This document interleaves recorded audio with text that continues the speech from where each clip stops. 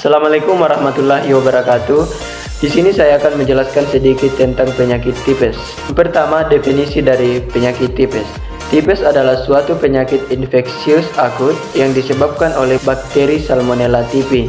Bakteri ini biasanya masuk ke dalam tubuh melalui makanan atau minuman yang terkontaminasi dengan fases yang mengandung bakteri tersebut. Kemudian gejala dari tipes biasanya demam tinggi, sakit kepala, mual dan muntah, diare atau sembelit, dan kelemahan tubuh.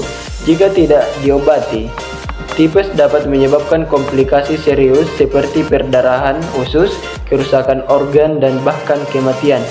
Kemudian pencegahan. Yang pertama, menjaga kebersihan lingkungan sekitar, terutama di area yang sering terkontaminasi oleh kotoran manusia.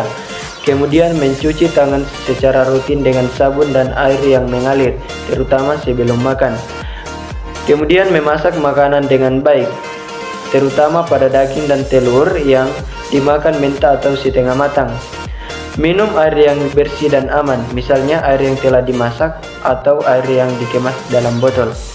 Kemudian menerapkan praktik sanitasi yang baik pada industri makanan dan minuman, seperti memastikan kebersihan tempat pembuangan limbah dan sanitasi area produksi. Kemudian menerima vaksinasi tipes. Misalnya jika melakukan kunjungan atau perjalanan ke suatu daerah yang memiliki risiko terkena tipes. Kemudian menghindari makanan dan minuman yang tidak jelas asal-usulnya atau terkontaminasi. Kemudian yang terakhir, menghindari kontak dengan orang yang terkontaminasi tipes, terutama saat berada di daerah dengan tingkat infeksi tipes yang tinggi. Kemudian penanggulangan. Yang pertama, pengobatan.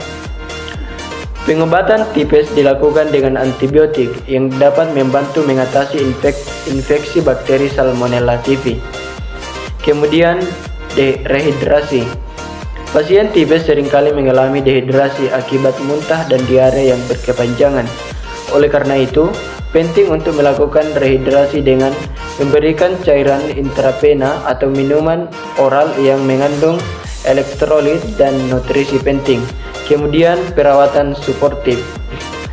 Perawatan suportif dapat meliputi pemberian obat pereda demam dan nyeri serta istirahat yang cukup. Kemudian pencegahan penularan.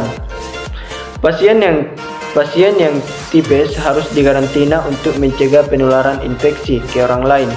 Orang-orang yang pernah kontak dengan pasien tipes juga harus diperiksa dan diobati jika ditemukan gejala yang serupa. Kemudian yang terakhir, edukasi. Edukasi kepada masyarakat penting untuk mencegah penyebaran infeksi. Terima kasih.